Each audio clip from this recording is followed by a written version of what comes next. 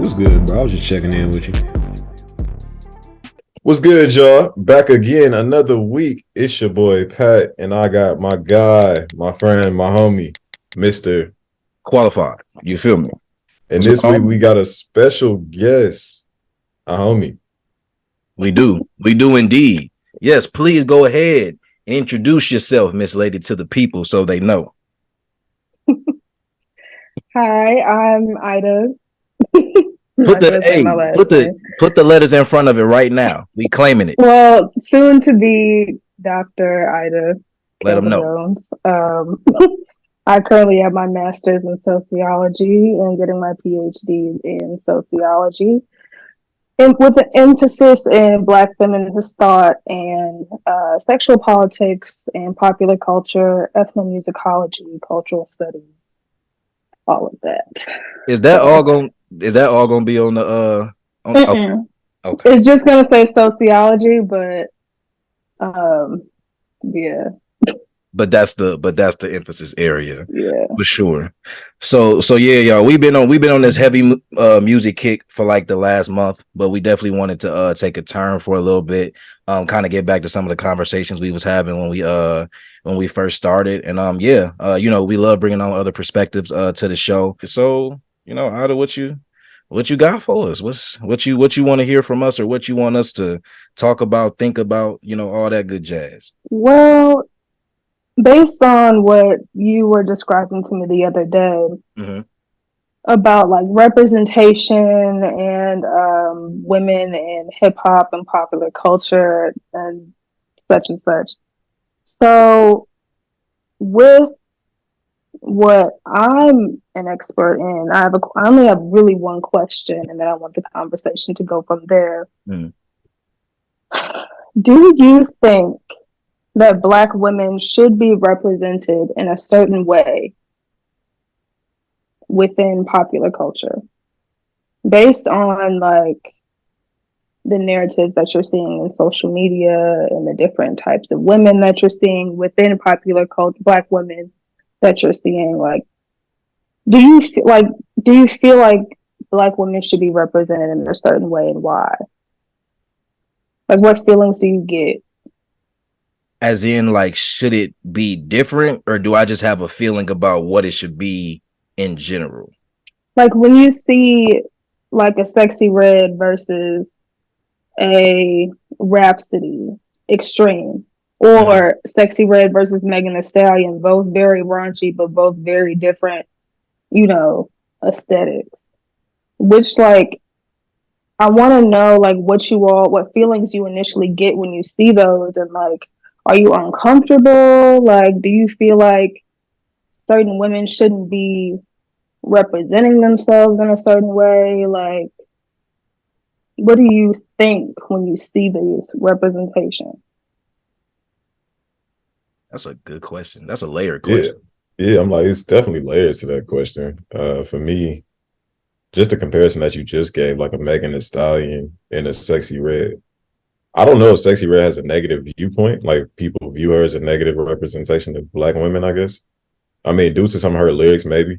But I'm like, when I see her and what she's doing, she's not really ever doing anything like that crazy or like too wild. No, I agree. Yeah. I'm like, I've heard stories about Megan Thee Stallion though. So like, I guess in the media, the way they're portrayed in the media, like it's what Sexy's rapping about, but Meg's actions are worse. So for me, I'm like, what it should be, I'm not really like a expert on what it should be. I'm like, but I can see the differences. So you don't like when you see, you don't really feel nothing. Like you are just like they just all doing the same thing. No, I wouldn't say they're all doing the same thing. I would say like there's different pockets of women. Like, but shit, even that pocket of women, there's multiple layers. Like nobody's one dimensional for real. So it's like even the hood chick or the quote unquote ghetto girl is still smart or can be smart or still can be like housewife or whatever the case. It depends on what they feel like being at that time, I guess. Like just like niggas, like we not always the same person. Like a gangster nigga could be soft too.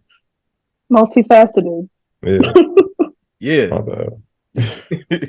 I don't think that I like feel anything when I like see it. Like I don't get a specific emotion like when I see a Sexy Red or the Megan Thee Stallion. I think because of media, because of the music industry, they're immediately painted or they're marketed a particular way that may be meant, you know, for men to see them in a certain light potentially. But I think looking past that, like artistry, I mean, I try to look at artistry in general, especially when it comes to music. So that's the first thing I'm gonna pay attention to. And a lot of times it's just aesthetic. I mean, I don't think that like a woman who is rapping should have to hold herself to a different standard or dress a particular way to try to sell, to either one, try to sell records, or two, to avoid a stereotype. Like if that's how you want to dress, that's how you want to dress. We know like women either dress like that for comfort or they dress like that because they like how they look. Now the media paints that a particular way, but in terms of just how I feel about it, I mean, I think I've gotten way past the point of the media dictating how I feel about things, especially in regards to women. So just from my own personal standpoint, I think when you start talking about like the business aspect of the industry, I think that conversation gets interesting because I think a lot of labels and a lot of the idea behind marketing a lot of women artists, I feel like, is to sell sex or sell sexuality. So I'm not even sure for a lot of women artists if that's what they want to do or have a desire to do. That just may be what they like, the image they kind of have to portray to kind of get the audience. And then maybe sometimes when they get to a certain place, they can, you know, be more themselves if themselves is like the opposite of that. But yeah, I wouldn't say I have any like specific emotion. I just think it comes down to who they are as an artist, and if that's the image they want to be portraying. Like if that's who they are, cool, so be it. If the music good, I could really care less, to be honest, as long as you're not out here, you know, doing anything crazy to other people, being rude or disrespectful to other people, and you just in your own lane doing your thing. I don't care. So one person that I actually can say has become like a little annoying just with their antics, or woman, I guess, not even person because she is a woman. Sukiyana, which I'm not sure if she's an artist, but now she does rap. She does. Yes, it's her antics. Her antics, like that BET Awards stuff. I haven't seen many videos. You haven't seen many videos of music? Yeah, that's what I'm saying. Like when so stuff like that happens, I can't really speak to like, I saw that, but like I can only speak to the things that I have seen. Okay, I was gonna say, but like when stuff like that happens, I guess like a person like that comes onto the scene where it's like they don't really have a place in the place that they're trying to be placed. Like she doesn't really have a place in music. She doesn't really have a place in reality TV for real, but she's there, and the media is blowing it up. But it makes Black people look bad. It makes it look like we're blowing it up, but it's the media, and then like Twitter. Black Twitter is now. I'm going to ask you, why do you say that it makes Black people look bad? Why do you think that? Because they say that we're the ones putting these people up in like we're the ones supporting this, when it's like we not. Like I see a lot of negative reactions to that by Black people, like, oh, why go in there and do that? Why make it to these stages and act up or like act out of character, when it's like just be there for the award show. You could just be there for whatever reason. But so then I'm still going to ask, how does that make Black people look bad if it's just the antics of one or a very few of the population? How does it make us look bad if there are so many other representations of Black people that make us look different ways? I think. So who does it make us look bad to? So I think to the first part, I definitely like the aspect and agree with the aspect that there are multiple representations, but for whatever reason, and I mean, we could probably all speculate or probably pick out one or two that we generally agree on, but for whatever the reason is, a lot of times that single representation, I think the one that Pat was alluding to, that's the one that tends to be talked about the most. And then to who it's too, I guess, mass media, which in essence you could say the masses could be considered to be mostly white people. I guess if you want to be general about it, but I guess it also kind of depends, because I think even if you do look specifically at, you know, the Black community and even how we may be having conversations about it, sometimes it's still kind of split. And I think the Black community is still split on what's considered to be acceptable, maybe not necessarily for the masses, but just in general as a representation for us. Because I feel like if we have these multiple representations, the idea or the goal is that all the representations are in a similar realm, but may vary a little bit, as opposed to being across the entire spectrum. So as opposed to having this like really good representation that might be like, as opposed to one end of the spectrum being clean cut and the other end of the spectrum being ratchet, you know, for lack of a better word. It's like, I feel like everybody, let's be on the side of clean cut, and then it'd be clean cut with this attribute or clean cut with this attribute, but it's all clean cut. So we can't say it ain't different, but it's all in this realm of like respectable. I think that, at least for me, in answering that question or in hearing it, that's kind of what I think about in terms of how it may make us look bad into who. But I think the Black community also has an idea of like how we look at ourselves, and music just happens to be one of the biggest industries that we are in. I think like music and sports, music artists and athletes are held in that type of high regard in regards to their public image for that reason, because they are kind of the biggest, well, on the biggest stage, they're the representation of the Black community for the most part, in my opinion. So that's how I would answer that. I like that. I'm like, for me, it's more so the narrative that's created. Like, I think that when when these different things happen, like the Sukihana shit or whatever, like, it's to the masses, which can be white people. But for me personally, it's to me like how I was raised and how I was taught and my morals that I was brought up on. So it's like, it's a bad representation of my skin color, because you're creating this narrative, and then people think that all Black people act like this. People think that all Black people behave like this, or the chance is there that they could behave in this manner. So that's where my viewpoint comes from, and would it be like. Now, I think I want to look up the video that you're referencing. Yeah, because I haven't seen it.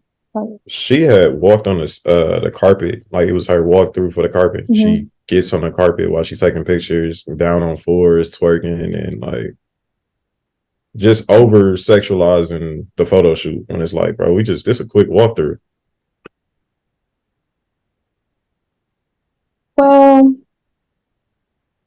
but that could be her brand. Like that it is. If that's what you're referencing, that is her brand. Yeah. So, because she's a very risque, raunchy, sexual. All of her content is of that brand. So, Ada, do you feel like can there be a bad brand? Because I feel like a lot of people feel like all press is good press. So in that regard, can there be a bad brand? Or is there a time and a place? I agree. I think there's a time and a place. I don't believe that there's like a bad brand of a person if they are not being, disrespectful and imposing on other people's personal physical boundaries, like if she wants to twerk in her pictures of her walkthrough of the carpet, why not, if that's her brand? As long as she's not, pushing up on somebody that didn't ask for it, like how what's his name did at whatever other event. Like he came up behind her and try and put his tongue down her throat. Like that's not NLE Chopper. Yeah, no, that was YK. That was a video shoot. Oh, that was YK. That was YK. It was two different situations. NLE Chopper did the shit to Sexy Red. That was when they did that video together. Oh, but yeah, the one that was YK Osiris the basketball game. Both of them was Yes. unprovoked. Like that's not okay. But like, because that's imposing on someone's physical, personal, sexual boundaries. However, if she wants to twerk and show her ass because she does it everywhere else because that's the content, that's why they bring her up there. I mean, that's her representing who she is. That also teeters the line for me. People being put on these platforms to behave these ways. Like, that's the thing. We're not celebrities. So we're not, unless we're in a position of power or in a position where we can represent Black people in this conversation. We can never control the narrative. Celebrities are in this position where they have more control or more impact on the narrative rather. And I don't know, I just always stuck on that. Like, yeah. Well, I do have, because I agree with you. Like, there is something to look at of why the people that, you know, hired the Sukianas and the people who only have a raunchy, who will only give a raunchy representation, why are these people only picking this representation when there are so many different ones? Like, why can't they look at the regular Black people? Like, why don't they hire them too? Like, why is it that the people that control the narrative monetarily, why is it that they always pick the ones that people are going to shit on, essentially?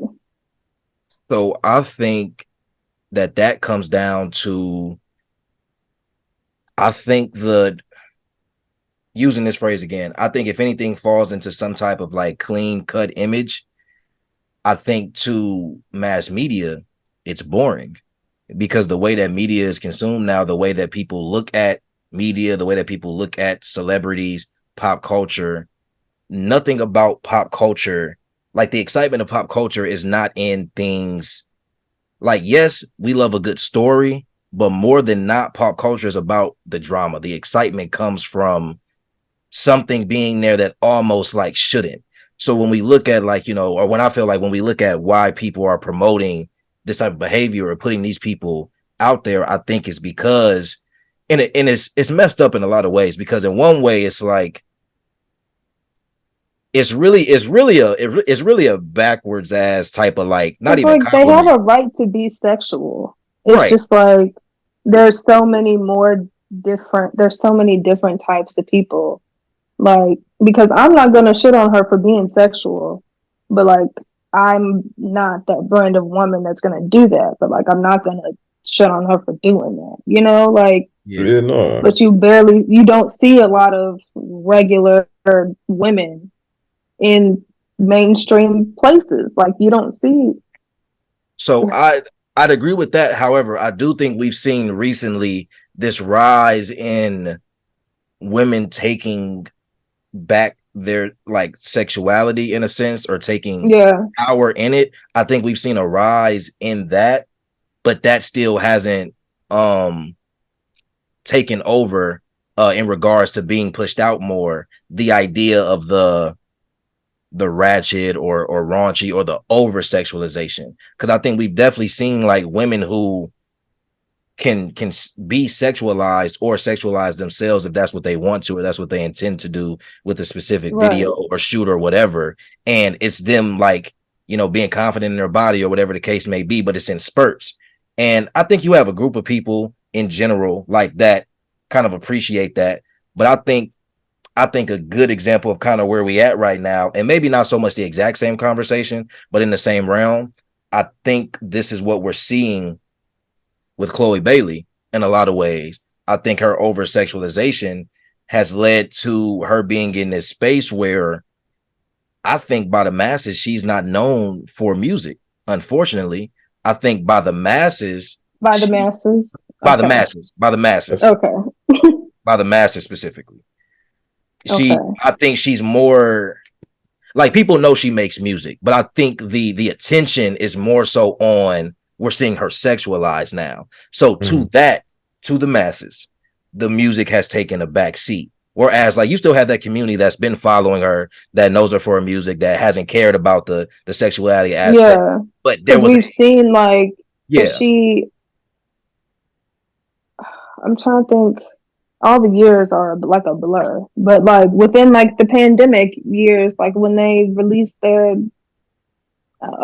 their debut album or their second Ungodly I think album. the Hour. second album. Yeah. I think the second album. Yeah, their second album, like that's when they really started to blow up mainstream.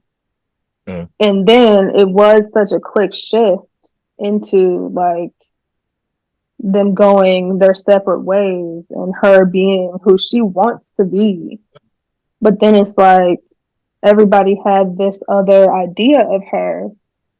And then, but that's who she was as an act with her sister.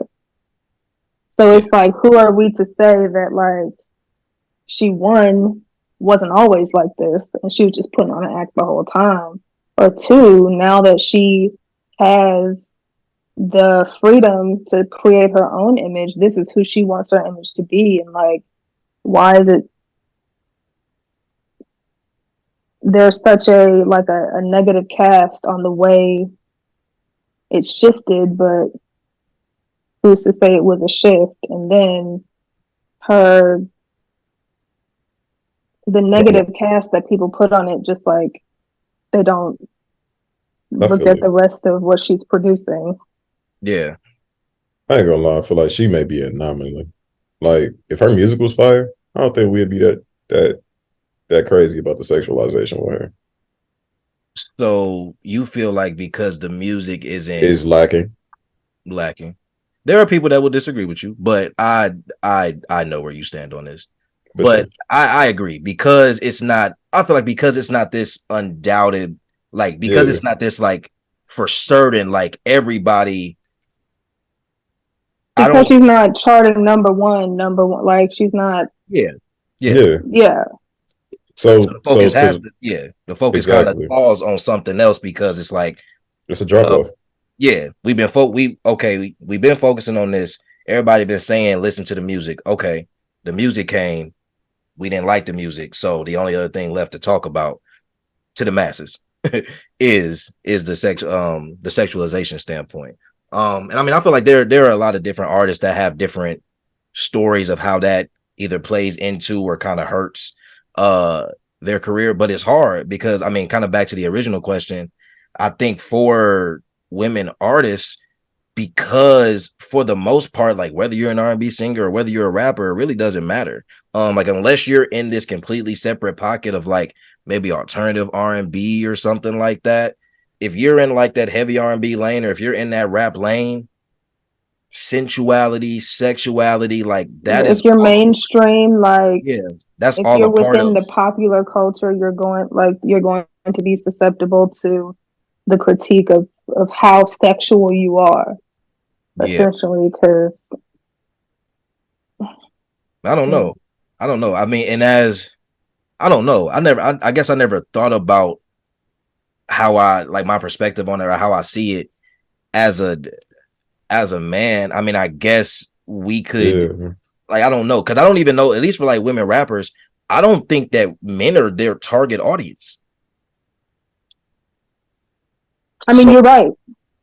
so but then at the same So time, the way they're marketed, it's like we're not their target audience, but they're kind of marketed to us in a kind of like a it aligns with the male gaze. yeah. It Yeah. aligns with what men with what heterosexual men want. Yeah.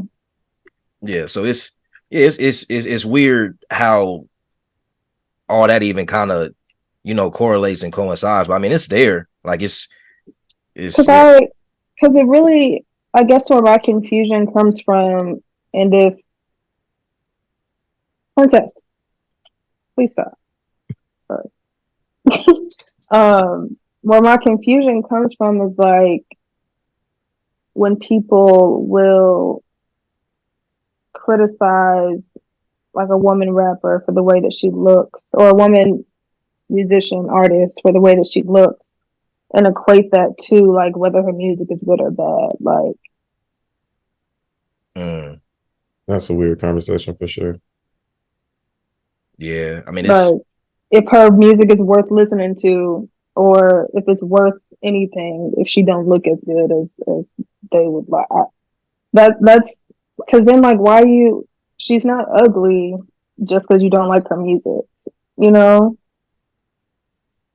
Yeah. And that conversation comes up a lot. Niggas do be having it. Niggas do. Yeah, and that's like that's where my and what do y'all think about that? If y'all could give some type I personally don't listen to a lot of women rappers. I ain't gonna lie. Like, I listen to women. Well, not rappers. even just rappers. Not like, I mean, like Ari Lennox. What if she? I don't really listen to Ari Lennox. Or cute. I don't really listen to Ari Lennox. That's more so his speed, not mine. That is my bag. Ari Lennox is my bag.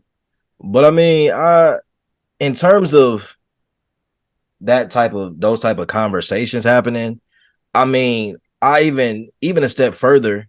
So I know that like Pat won't like he doesn't listen to as many, but I know that like he's open to it. And there are a lot of like there's a lot of niggas that aren't even really open to listening to women artists, whether that be rappers or R&B, because they immediately will assume it's not something that's relatable, or it's not something that is even for them. And I mean, I don't think that that's completely like off the rails to think that, because again, we're not their target audience, but it's the idea that they kind of in line with more so associating like, you know, how somebody looks with how good their music is.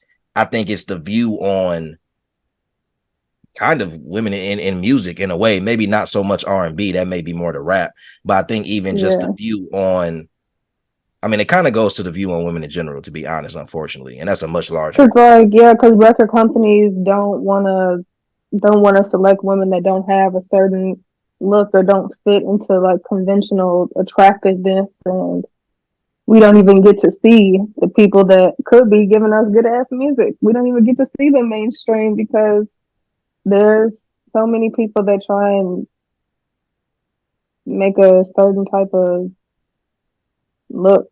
So, Ada, with what you study and with what you're focusing on, what would you say is like your not concern, but what's the thing that I know you used the word confused, but what do you feel like annoys you the most about how either women are portrayed in pop culture, or just what is maybe what you think is the biggest misunderstanding that you've seen from how women are portrayed, or even talked about like the narrative of them in pop culture as it relates to music or anything else that you feel like is relevant?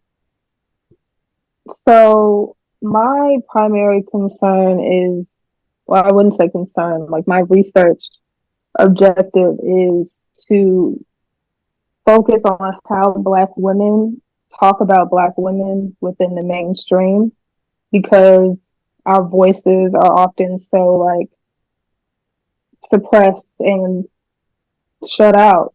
So I focus on how we're able to tell our own stories and control our own narratives and tell our own narratives. Like how Megan Thee Stallion just released the website of the mental health services, because Black women Is within that what that mental drop health. was?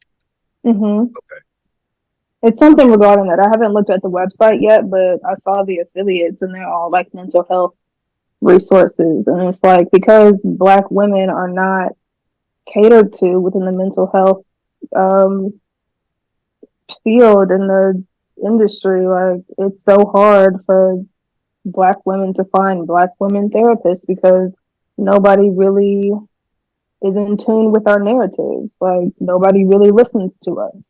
So my thing within Black women within music is like how people react, how people react to the way that we tell our own stories out of our own mouth. And then two, like how we use, what language we use, what ways we use to express those different narratives culturally. Like some women use dance, some women use, music production, rap, R&B, all of that, like what they rap about, like just how we tell our stories is my main concern, because up until now we've never been able to do it safely, and without as much judgment, but we also haven't had these avenues to do it, like social media and all the technologies and stuff. So that's why I'm not sorry. Nah, that's cool. I went on like a bunch of tangents, so I'm not sorry, but it's a lot. It's fine. You good? Yeah. I think my follow-up to that would be, I do agree. I do think that like for women in general, like just across, all areas, but if we are specifically talking about, well, yes, Black women, and then also in the space of music, one, I mean, our stories as Black people, but then of course specifically for Black women they've always fell on deaf ears. And I think that we've consistently tried to find ways to tell these stories. And I can't speak, for Black women, and I won't, but I would imagine that there's been a lot of attempts at trying to get these stories out and trying to get people to just hear and understand a perspective, and that those attempts have failed. And I think the question that I do want to pose is not to dive like super deep into this discourse, because I don't think that's where the conversation is headed, but in your opinion, from your personal perspective, what do you think could be done more, or just done in general, from Black men to aid in what you are describing that like Black women are trying to do, whether that be listening more intently, or if you want to take that further, or whether that be like something else more tangible or actionable? What do you think are things that could be being done where Black women feel more supported in their efforts to tell their stories?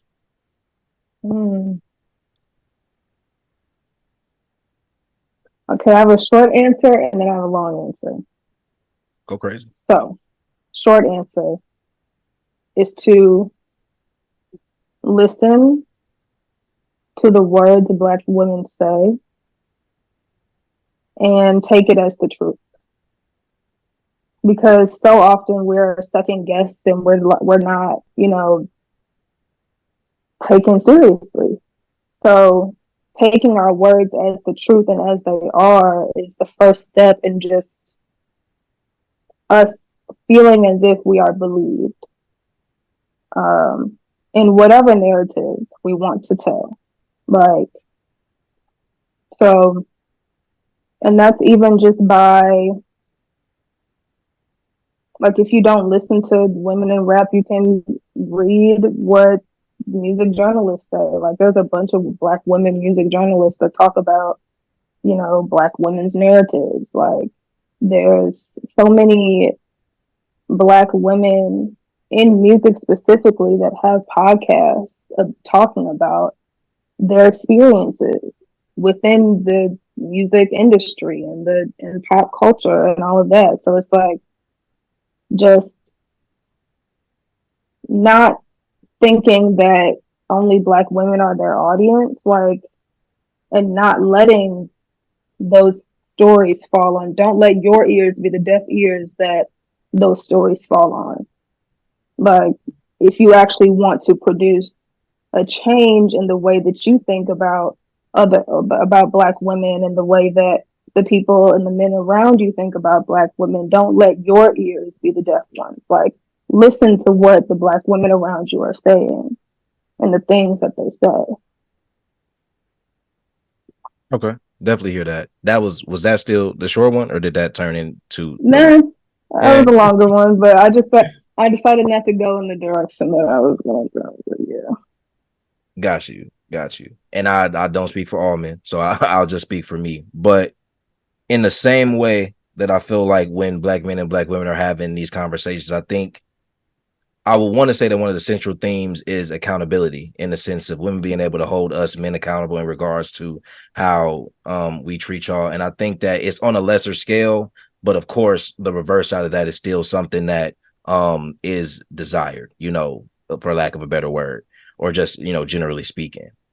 How would you say one could go about finding the balance of definitely listening with intention, definitely listening to make sure that a woman is being heard, but also in regards to even the beginning of the conversation, when we're talking about representation, when we're talking about the narratives that are being painted, whether that's being painted by women themselves or, by the media, where's the balance of Black men being able to hold Black women accountable without it seeming like we are attacking them or not supporting them? Because I feel like that's how do we go about having those conversations if that's something that we want to do? How do we kind of balance not making it seem like we're not supporting Black women when it comes to those kind of like tough and sticky situations and conversations? You always have to be mindful of no one has the right to police someone's sexual bodily autonomy and the things that they want to do with their body.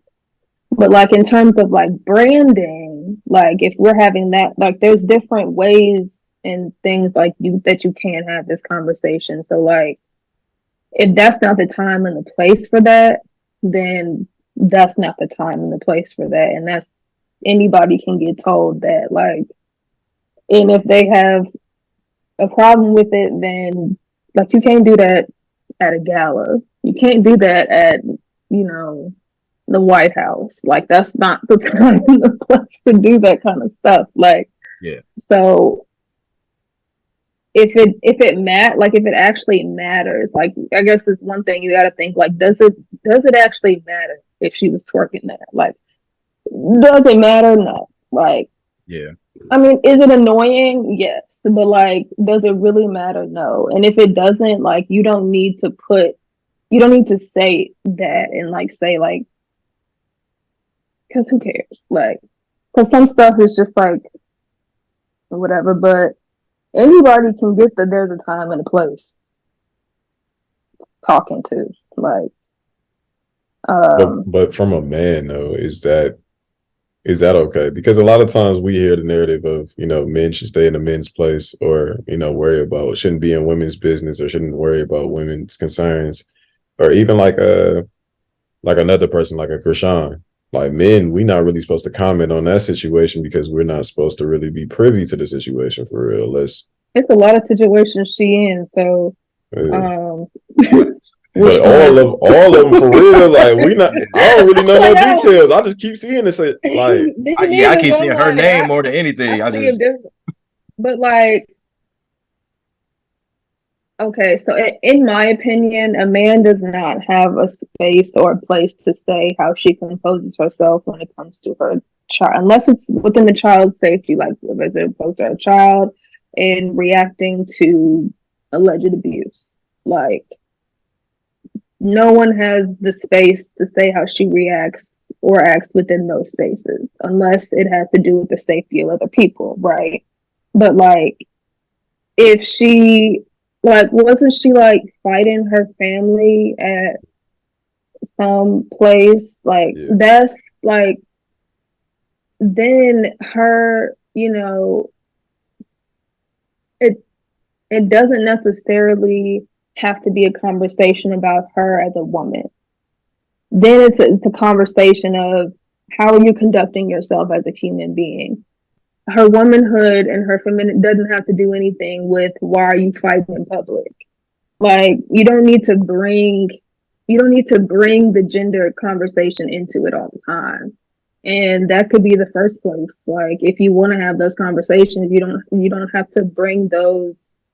A woman shouldn't be conducting herself like this. Nobody should be conducting herself like that. Like, so I not so much a counter, but I have something in in response to that, like somewhat. So, Pat, would you if I'm to say the statement that men are generally reactionary creatures in regards to a lot of times we react or respond based on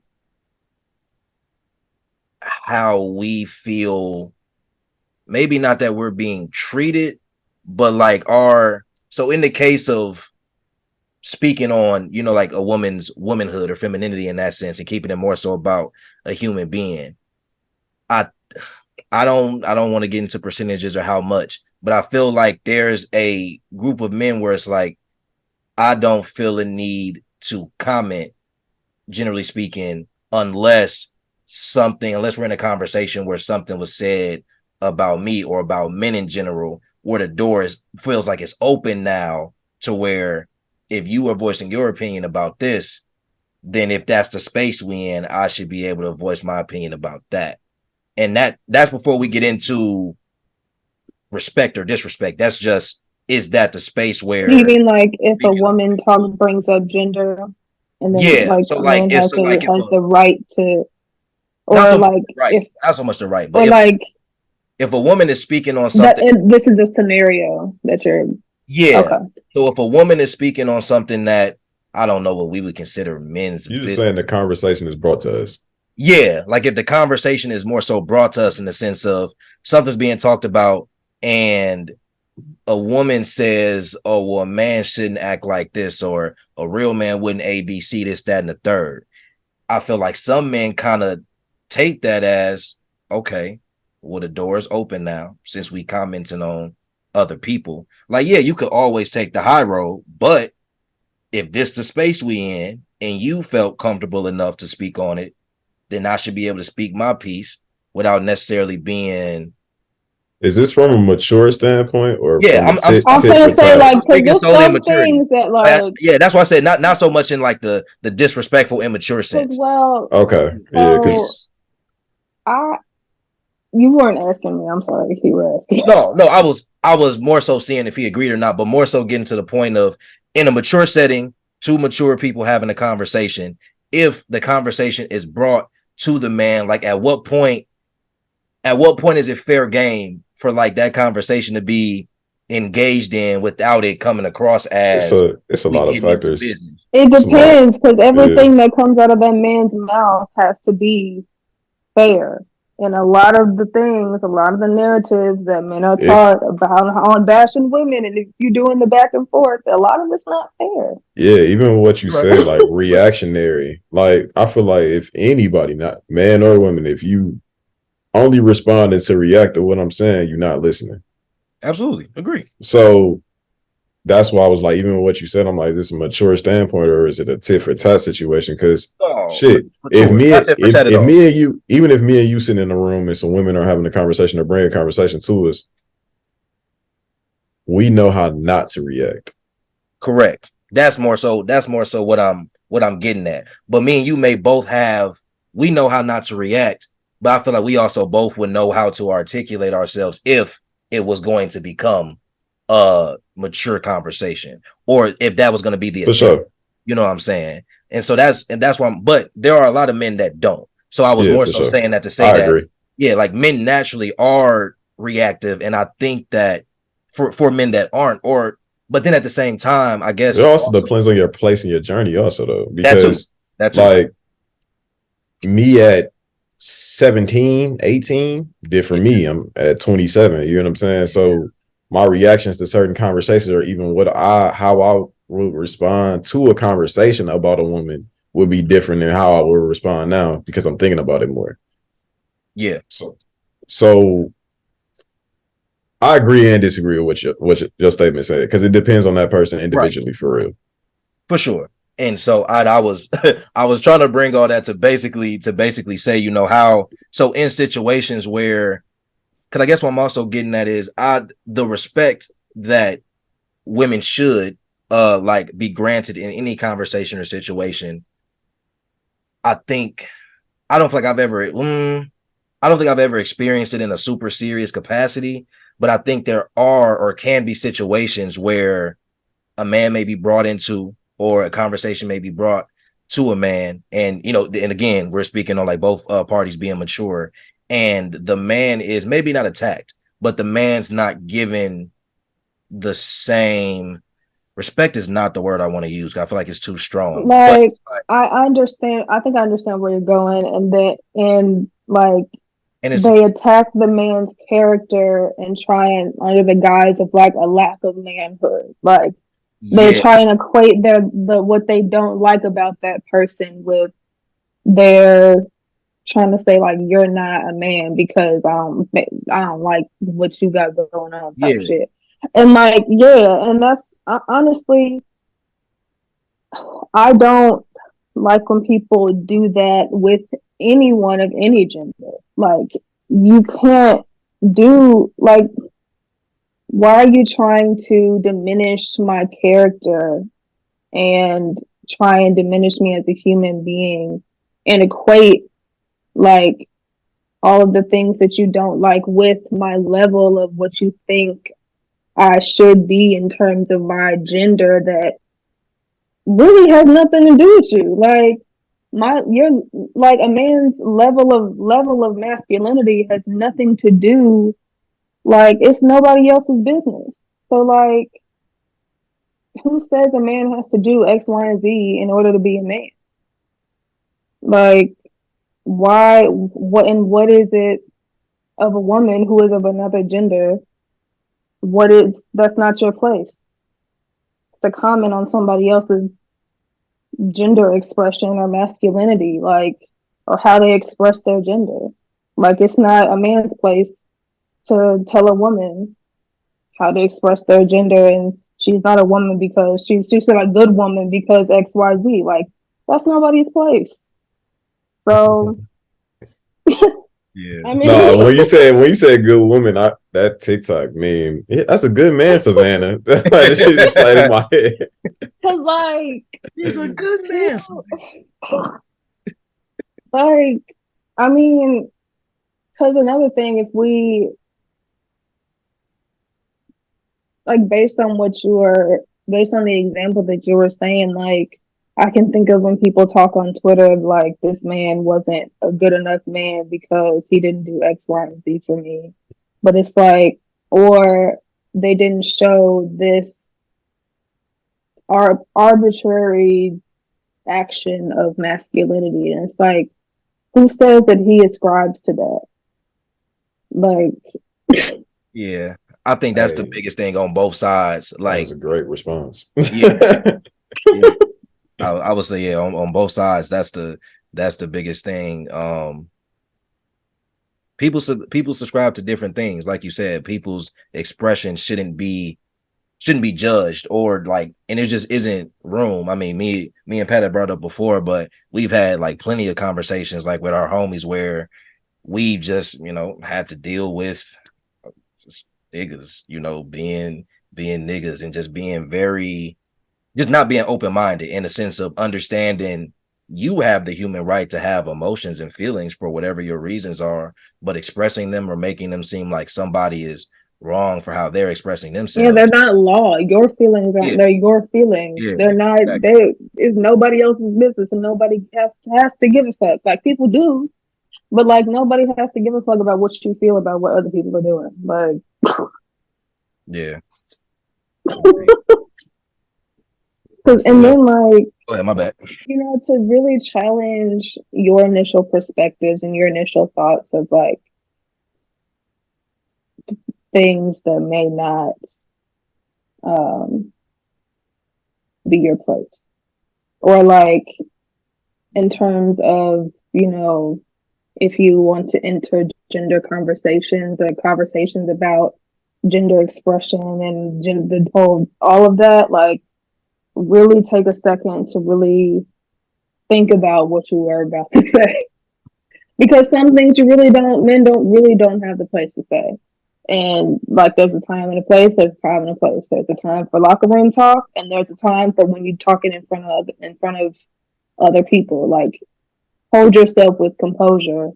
Like if you want to say that you are a good person, always be a good person. Like don't make sure that your commitment of the good guy aligns with the words that come out of your mouth. Like, make sure that you are, becoming aware of the different narratives that women present. Like, that's about either different what the women produce or read the different, articles that women write. Like, if you want to actually, hold women to an equal perspective or have an equal perspective with women, you have to engage with that perspective. Like, don't just take it from what you have already because you don't have a woman's perspective. If you don't have it, if you don't engage with it, like, so really take the time to really take inventory of like the knowledge that you have and if you are capable of having certain conversations. Because sometimes we just don't have the range for certain conversations. So really just thinking before you speak, because men do hold a lot more power in their words and their actions over women, and that's just how it is. So being mindful of that is, honestly, it's a lot to be mindful of. So I can sit here for like hours and be like, don't do this and do that and do like, but just, being mindful of your place and the space that you take up as a man around other women and around other men, because if you are wanting to challenge the perspectives of other men, make sure that you are taking up the space to challenge those perspectives and don't just, talk with the like-minded people, like, because you have more power. So that's all I have to say in my parting words. No, that's you have more power than you think you do. That's real. That's sound advice. No, I definitely appreciate that, and we'll try to continue to take that with me as I have conversations with close friends, like associates, whatever the case may be. Definitely agree with knowing your capacity and your capability for certain conversations and letting that kind of lead the conversations you engage in and what you kind of like get yourself into, because you can always step away or just choose to and being open to, increase your capacity. Like, learn, like, you don't always have to be a talker in every conversation. You can listen to what the other women are saying, and that can increase your capacity for the next conversation. Like, you never know. But yeah. For sure. Absolutely. Thank you for coming on to this episode. We definitely appreciate it. Man, I hope y'all tapped in. I hope y'all was listening the entire episode. We'll have her socials up here. So y'all can follow her, be updated on what she's doing. All that good jazz. And yeah, stay tuned for the episodes. We got more coming this month, more conversations along this realm and within this vein. So yeah, hopefully y'all tapped into it. But until next week. Sure. Oh, yeah, we appreciate that. This week I didn't get ignorant for y'all. Oh. He did. I didn't get ignorant for y'all. I didn't say bitch. I ain't say hoe. The whole episode. I ain't cuss at all, I don't think. I might have said shit one time type shit. Well, you said shit and you said niggas, but niggas may not count. Niggas not a fucking cuss word. There we go. Threw fucking there too. For no reason at all. But anyway, niggas will be back next week. I'm back on bullshit. Thank you. With that being said.